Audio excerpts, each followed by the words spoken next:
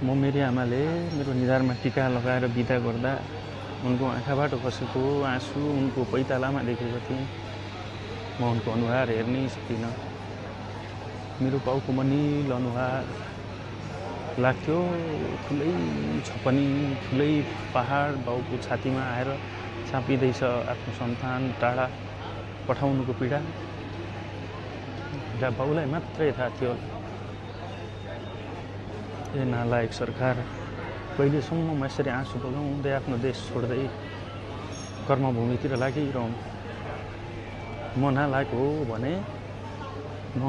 हो भने सायद परदेशले पनि मलाई लायक सोचेर भिजा दिन्थेन होला।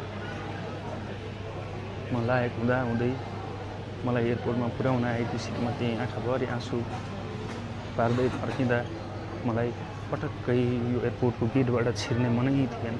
थुक्क नालायक सरकार, तिमीहरूले कैयौँलाई 50-50 हजारमा भिजा दिँदै बेच्यौ। अझै भन्छौ हामी देशलाई समृद्ध बनाउँछौँ, सुखी बनाउँछौँ, नारा बोकेर हिँड्छौँ समृद्ध नेपाल, सुखी नेपाली। र तिमीहरूले बेचिरहेका युवा हरेक दिन यसै गरी रुँदै हजारौँले देश छोड्नु परेको छ। श्राप लाग्नेछ तिमीहरूलाई, तिमीहरूको नर्कमा पनि बास हुँदैन।